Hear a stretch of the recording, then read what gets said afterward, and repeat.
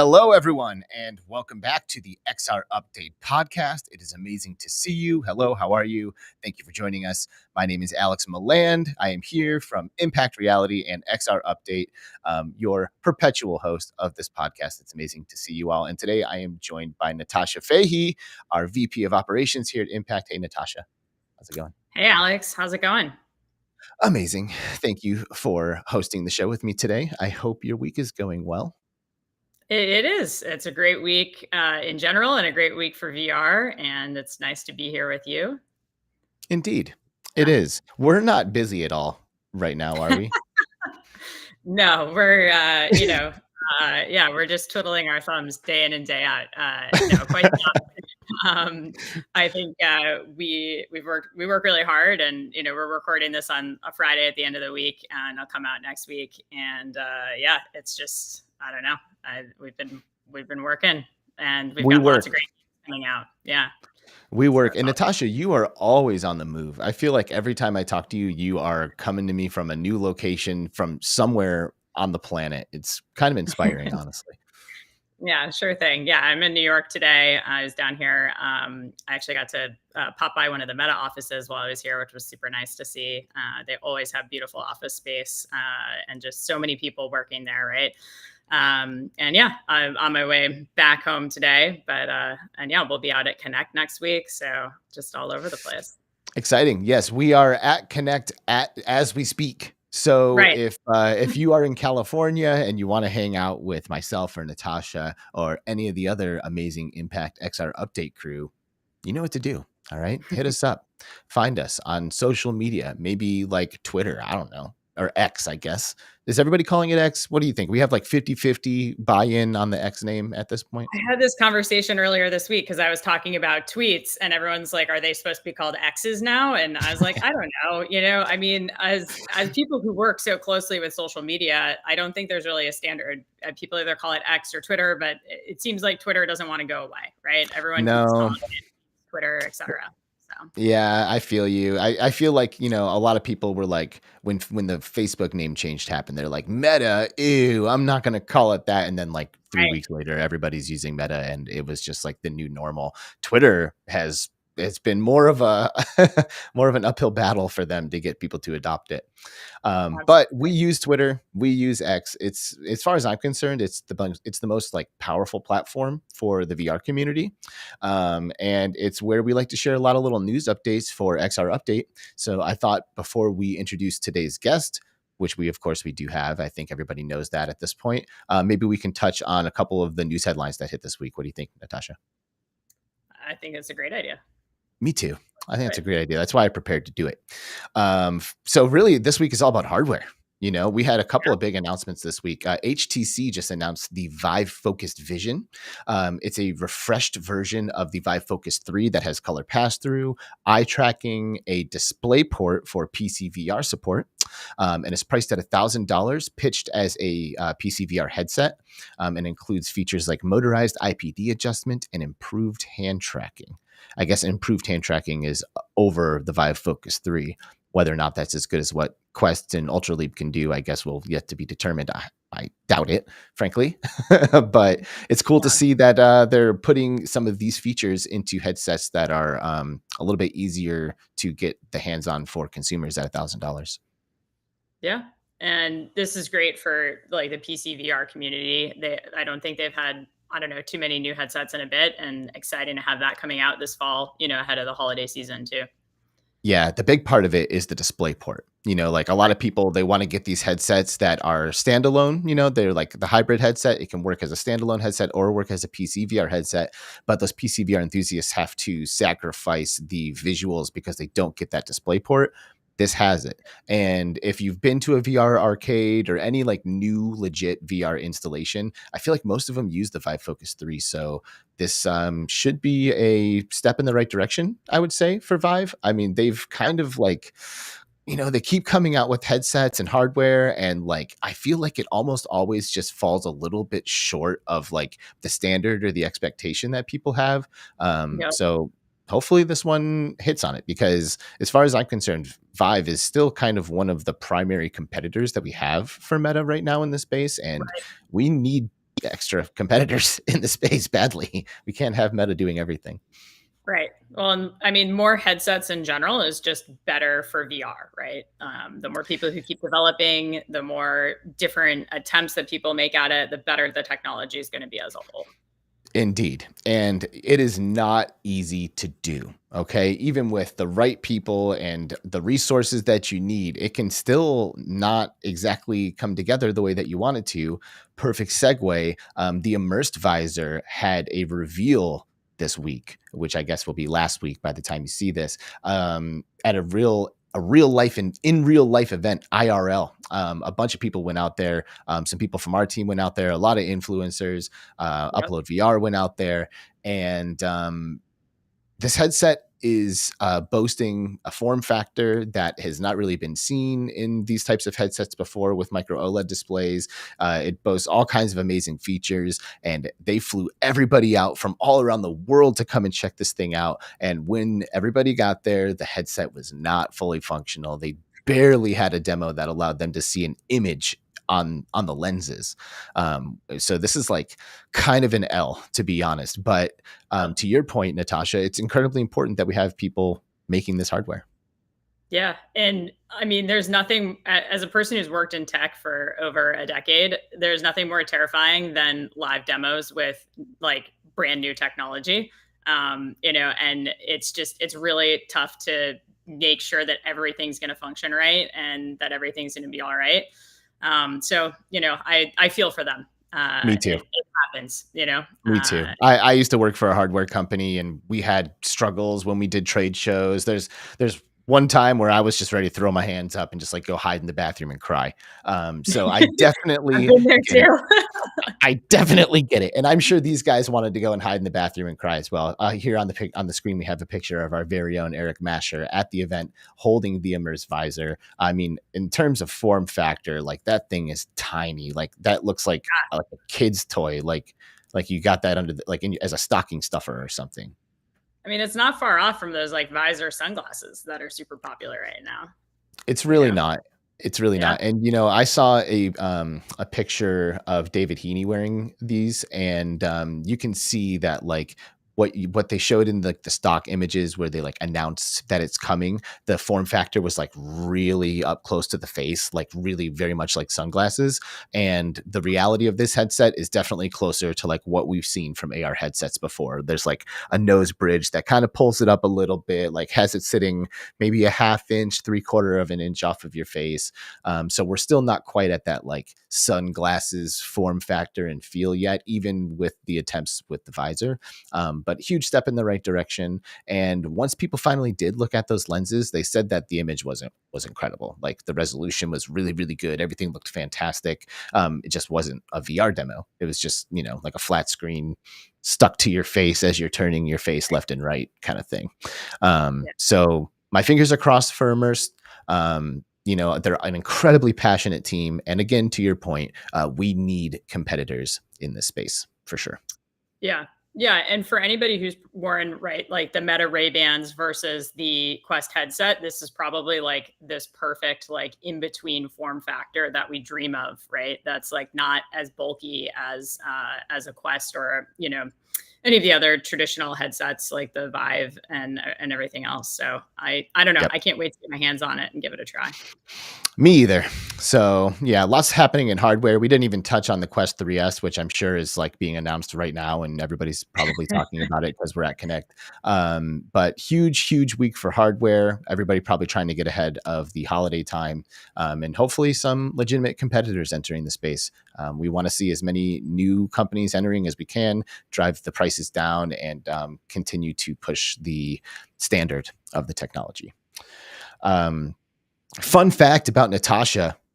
All right, I'm gonna reveal something about you here. Right, Natasha. Oh, don't worry, because it's awesome. On the side, Natasha has a cool cocktail-based Instagram account that she runs. I sure do. Sure, it's called ChixxwhoMixx, and that's with CHIXX and then mix also with 2 X's. And I do it with a friend of mine, one of my best friends. And we lived walking distance from each other during the pandemic, and we often got together. We did the pod thing, and we missed going out and having good cocktails. So we had a lot of extra time on our hands, and we mixed up cocktails during the pandemic. And all of our friends kept being like, "Can you share some of these recipes with us?" And we were like, maybe we should put this, out there in a way that's easy for people to understand how to make the cocktails and also get the recipes at the same time. So that was how we created it. And we're in a little bit of a hiatus right now. As you mentioned, I've been traveling around a lot, and we haven't had time to get a content day together. We usually do like one day and make like a whole bunch of drinks. Don't worry, we don't drink them all. We throw them in the fridge for later consumption. But we always make sure that they're delicious. So we've really gotten into mixology. We're really creative with it. We try to use different teas, syrups, and all really stuff that we make ourselves, typically organic as well. Beautiful. So I know a few things about mixology, which is so exciting that we're going to be talking about the Mixologist. Indeed, Natasha. And it's so great now that, cocktail mixing in VR in multiplayer is here. You and Homegirl don't ever have to miss a content day again. You take the headset with you when you're traveling around the world and you meet behind the bar. If this is your first time hearing about the Mixologist VR multiplayer experience, I think probably the best way to introduce it to you would be for you to take a quick look at this amazing little trailer.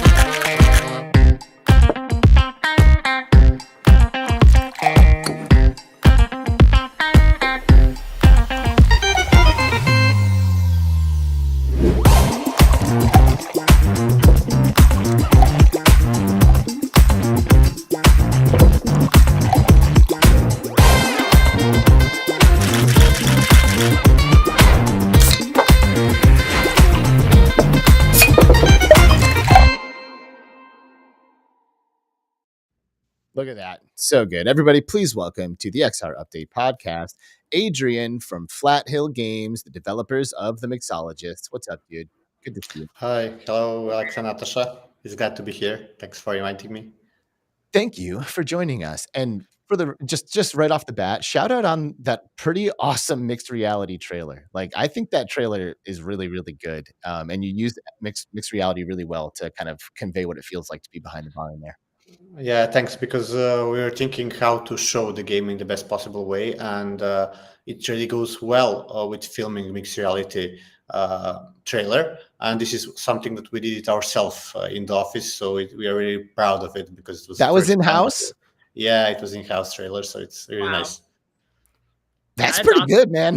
Yeah, thanks.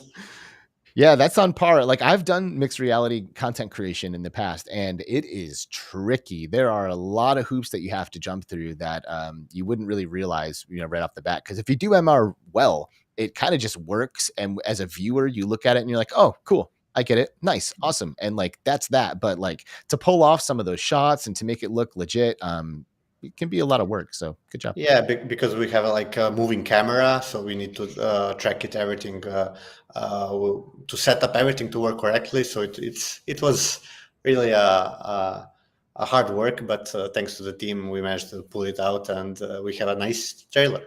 Nice. Well, it's important to convey what it's like to be in virtual reality with trailers like this. I mean, first person camera perspectives of gameplay really don't capture the feeling, and I feel like MR does a good job of that. So I'm glad you guys went ahead and chat took the challenge and I'd say you pulled it off. And I'd say you pulled it off with this game too. You know, I've been to Mixologist a bunch of times now, and every single time I go in there, I always go in with friends, and we are always laughing and joking and having a great time. And there's just these scenes and scenarios that unfold that I never see coming or don't expect. And I always leave with a smile on my face. So I really think you did a good job creating a space that people can come in and have a good time. Yeah, Why? thanks. Why bartending? Why did this happen? Because our first game was a cooking game. So the next thing that you need to have after a good dinner is to have drinks. So, uh, so one of the reasons, of course, is that. But the most important thing is that we wanted to make something where we will learn from our previous game. So to see what works good, what's not working. And based on our previous experience, we decided to make something that is social, because of course, this is something that's really fun, as you mentioned, with a lot of interactions, because people like to do something with hands in VR. There's always a question why VR and not just regular game for PC, because this is the fun part with when you make an interaction in the VR game. You can do things that you cannot do with a gamepad or a keyboard and mouse. We then looked what we could do. Let's say not the same thing, but to use our knowledge from that, from the knowledge how to make interactions, make fun interactions. And then we investigated, we talked, we brainstormed a lot, and bartending was something that was really interesting to make, and gave us a lot of opportunity to make the gameplay fun, to make the interactions. So we went a step ahead and made the multiplayer part of the game a lot different than from the first game. Our first game was PvP. The second one is co-op, where you also can play with like an NPC, let's say, when you can order drinks. Because we learned from the first game that it's hard to match make in the game if you don't have a huge number of players. Yeah. So that's why we decided to go with a drop-in, drop-out system, where you can, at any time, you can join a multiplayer game and get out. They can continue to play, so you are not interrupting the gameplay of others. So I think that will have a huge impact. Nice. And will bring a lot of fun. So this is the most important. That's great. Yeah, I mean, yeah, you know, because I think about it, and you know, you said like you can do interactions that you can't do with a keyboard and mouse, like or a gamepad. I never played a bartending game previous to VR. Natasha, I don't know if you ever have, but I can't imagine playing a bartending game without like picking up a bottle and kind of like pouring. You know what I mean? Like, did it scratch that like bartender like creative cocktail itch for you, Natasha? It did. And, you know, you and I jumped in last night and played multiplayer, and, you know, you have these drinks coming at you that you need to make. And if you can play with a time limit on them, and, you know, you and I made the drinks together, which is just, it's so cool. You know, you're on the other side of the US, and here we are together in VR, you know, working together, making some drinks for these customers who kept coming into, I think, was it Alex's bar we were at? Yeah. Yeah, it was Alex's bar, Alex's spot. Yeah, exactly. So I can't imagine doing that with a mouse, you know, or dragging something on an iPad. It wouldn't even feel even close to how realistic it felt. Mm-hmm. And I mean, I've never been like I've been like a pseudo bartender. Like I used to work in the service industry and I like, you know, would do like private events, and every now and then we'd have like a pop-up bar in the corner, and I would man that, and I would make like simple cocktails like gin and tonics and stuff like that, or you know, like just like 2 or 3 ingredient kind of things. But I've never worked behind a bar with like craft cocktails where these things have multiple elements. And some of these cocktails, and I mean all the cocktails in this game are like legitimate cocktails that exist in the real world. And you can actually learn the recipes of these cocktails by playing the Mixologist. And some of them have a lot of components. And when you're behind the bar and you're halfway through making one person's drink, and then you see 2 more orders come in and they're like long ingredients, you're like, oh, geez. And like, you kind of get that feeling of like, I need to move, like you would if you were actually behind a bar, which is kind of cool. Yeah, the worst part is when you get to Long Island. So everybody in the team, when they play the game, when they see the Long Island iced tea, so it's like a lot of company that you get. So it's like, okay, it's a receipt that is coming to the levels at a later stage, but you know, it's still a huge cocktail that causes you frustration. So it's it gets the stress out of you. So. Yes, it does. All right. So I think you were starting to touch on some of this stuff, but I want to like make it clear. What are some of the things that like really separate the Mixologist from some of the other bartending VR sims that might exist out there? Yeah. The first thing is the multiplayer, because Yeah. currently I think there is no other game that has the multiplayer where you can have a lot of interactions.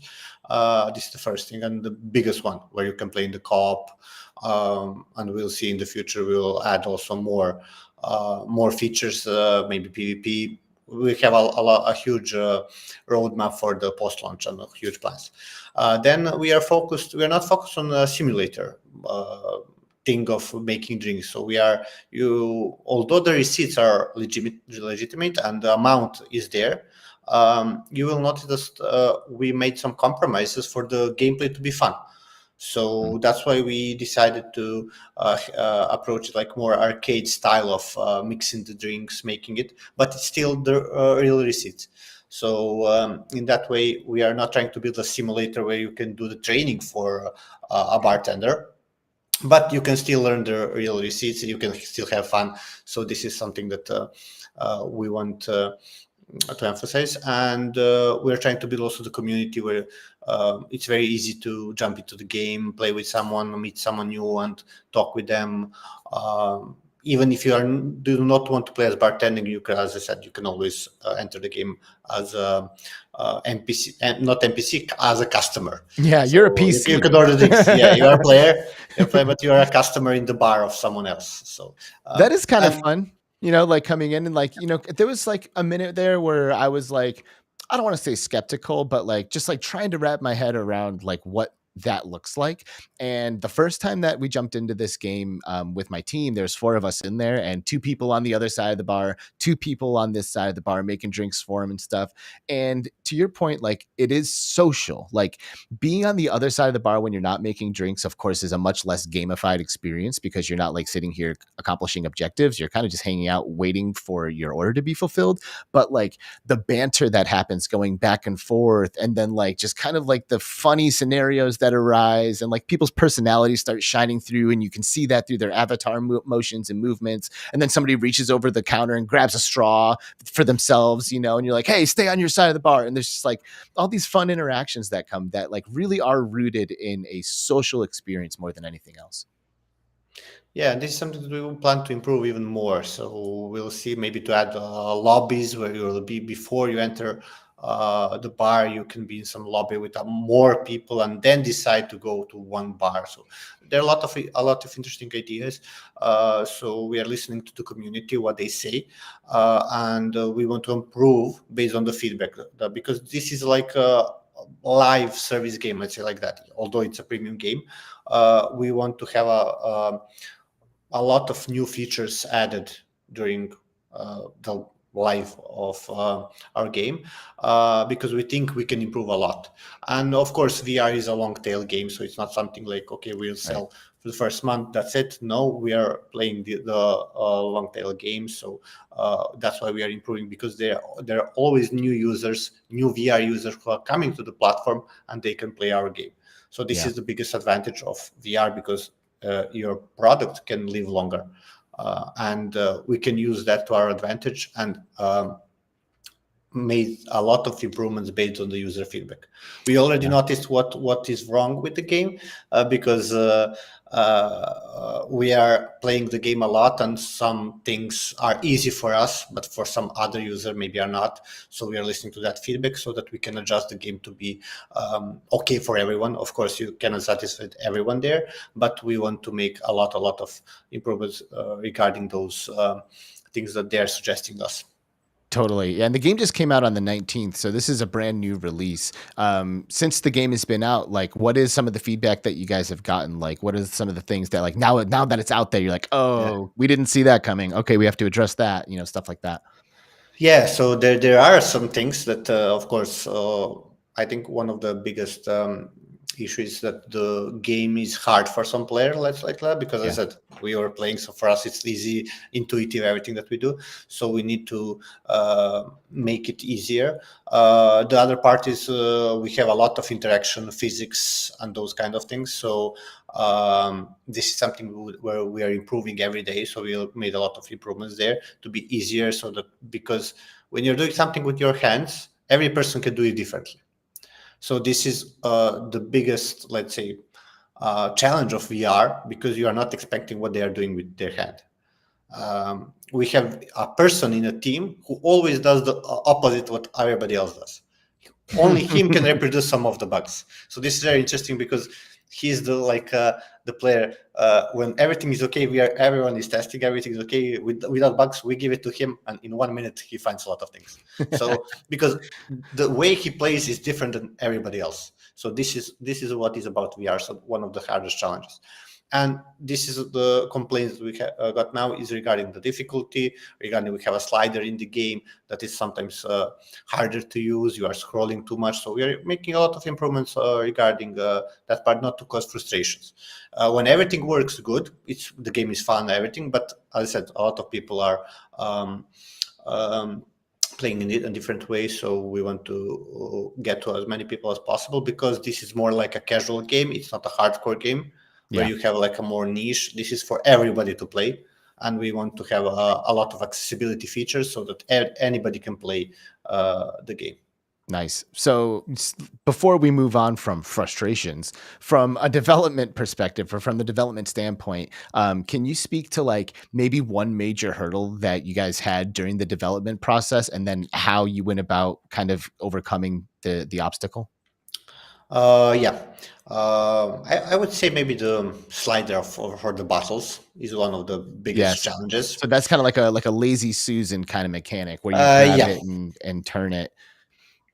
Exactly, because we have a lot of battles in the slider, and because we are thinking of post-launch features, player will maybe wanted to have their own battles there, user-generated content, those kind of things. We have that possibility to do in the post-launch. We wanted to make like infinity scrolling slider. So right now in the game, when you scroll the slider, it goes around, so you can scroll it all the time. What we noticed, this is something that we brainstorm a lot.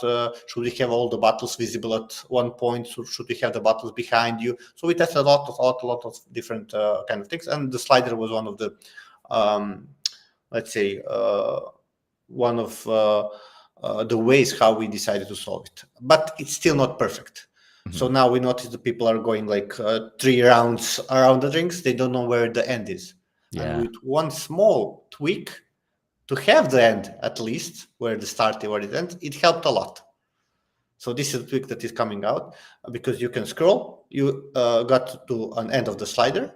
Okay, then you go back. Then to another the other way.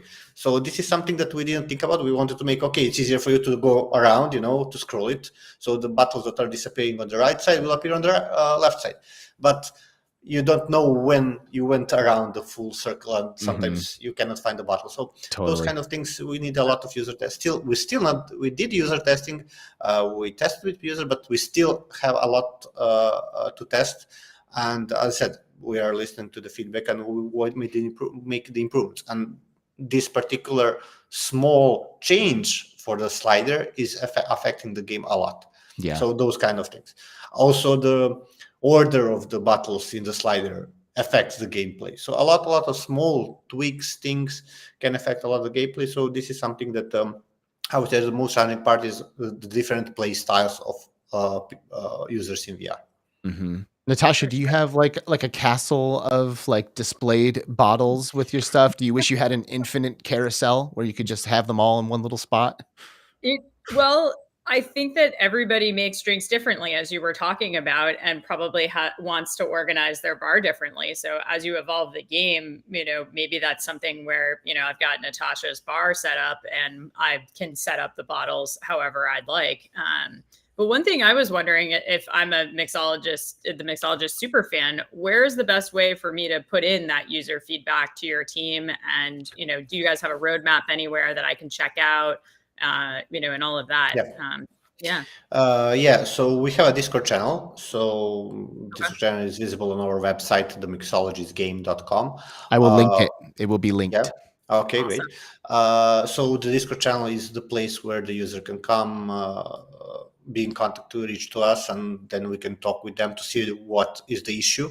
Because a lot of the times you will hear there are bugs, the game is buggy or something like that. But the real issue is that they are frustrating with how a particular mechanic works. So we need to find out. We will talk with them to see where the frustration comes, and then try to solve those issues for them.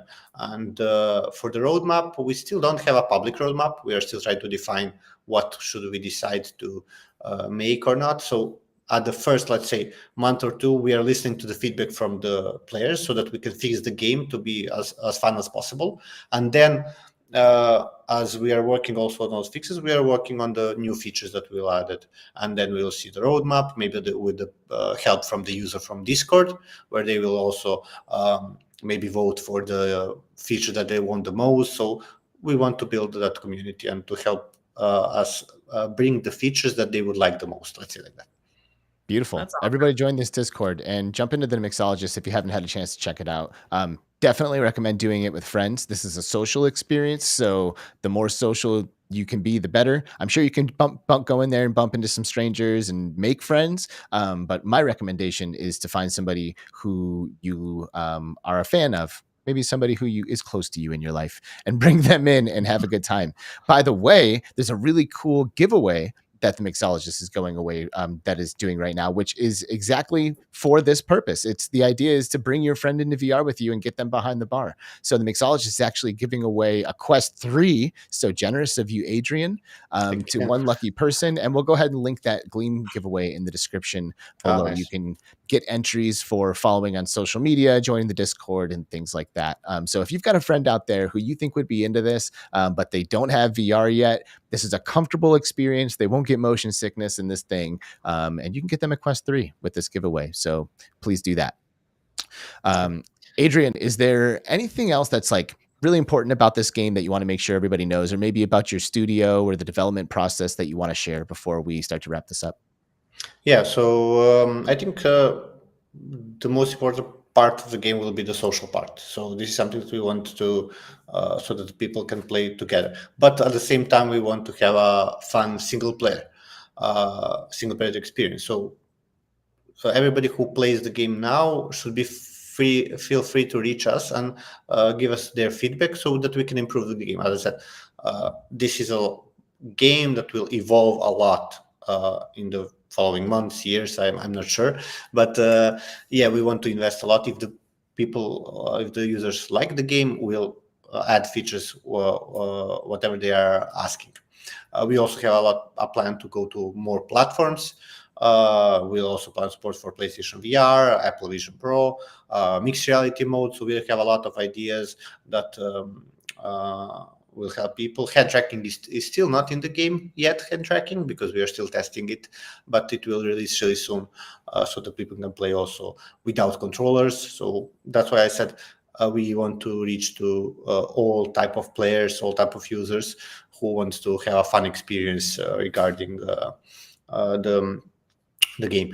One of the interesting is that at the beginning of the project, when we decided to work on the Mixologist, we went to like a small team building, like on offsite, and then we brought a lot of ingredients for the cocktails, and we made cocktails. We got into mixology, and we start mixing drinks, so everybody knows how to make the cocktails. Almost most of the cocktails we tried in real life, and we know how to make them in real life. So every person in the team knows how to manage the shaker, the ice, and everything. I love it. Do the layers layering of the B52. This is something. So what's your new? Is that your new favorite cocktail? What's your new? You must have a new favorite now that you've been on this project. I would say B52 because like it's interesting for the people with the flame and everything. So it's really impressive, and it's like a social drinking when everyone at the same time drinks the B52. So it's like a party drink, so I would say. So Natasha, what about you? What's cool. your cocktail? Like you're a mixologist in real life, not just VR. Yeah, my favorite cocktails usually are with gin, like a really nice gin cocktail with some fresh fruit, sort of like syrup or something like that. Maybe some Saint Germain in it. I love something like that. I like a little Saint Germain, a little floral essence, if you will. We're gonna need some Saint Germain added to the Mixologist ASAP, so Natasha can make her favorite drink, please. Thank you, Adrian. And if you're out there and you have another idea like mine that you think Adrian needs, join the Discord, links in the description below, and provide that feedback. This is an especially good time to do that because the game is fresh and brand new. The developers are excited. They got open ears. They're ready to hear what you think will make this game better. So jump in there and contribute and be a mixologist just like all of us. Adrian, thank you so much for taking the time to join us today on the XR Update podcast. And congratulations on the launch of the Mixologist. We wish you nothing but the best. We'll be supporting you every step of the way. You already know that. And stay in touch. We'll talk to you very soon. Thanks again. Thank you very much. And I enjoyed being on the podcast. So yeah. Glad you did. We'll see you soon, buddy. Take care. Bye, Adrian. And just like that, he's gone. And it's back to us, Natasha. What a good dude. It's awesome. I'm excited for this game, and I'm just so excited too that they're going to listen to their community and incorporate different things from users. Not every game does that, and I don't know. I think it's one of the best ways to make a game that people are going to like. Right? Not every game does it, but every game should. Like I have watched so many VR games crumble because they just decided to ignore what the vast majority of their community was telling them because they knew better, which, to be fair, like developers do know stuff, like they're the ones that are spending the time and money to make a VR game. Okay. So they obviously are doing this with good intentions. I really try to give the benefit of the doubt to developers whenever I can. But if you have 90% of your community screaming about something, you should probably listen, even if you don't want that thing in your game, because at the end of the day, you need to make a game that people want, the vast majority of people want. So shout out to developers who listens to their community, and shout out to players who convey that feedback in a way that is, good and conducive for those developers. Well, thank you for joining me today, Natasha. This is a lot of fun. XR Update podcast. Yeah, we are I guess powered by xrupdate.com. That is our news outlet. We also take our tweets for news discussions from the XR Update X/Twitter page. So please follow us on XR Update on Twitter and read all of our amazing articles on our website. And like and subscribe to this channel because we are going to continue to bring more developer interviews and more quick little tidbits from the VR industry every 2 weeks or so, give or take. Anything else before we put a pin in this one, Natasha? I think we've got it. I mean, we talked about some hardware. We had an awesome game on here. I mean, I think it's a pretty great episode. I hope everybody enjoyed. Just another classic episode of the XR Update podcast. Thank you all so much for joining us. If you're at MetaConnect, hit us up. We're around hanging out. We'll even let you buy us a drink, a Mixologist craft cocktail drink. I mean, we could get behind the bar, Alex. We've done it at this point, yeah. I mean, for sure. So maybe you'll see us making you a craft cocktail at a nearby bar here in California somewhere. Hit us up, like and subscribe. Thank you all for joining, and we'll see you soon for the next episode of the XR Update podcast. Have a good day, everybody. Take care. Thanks, everybody.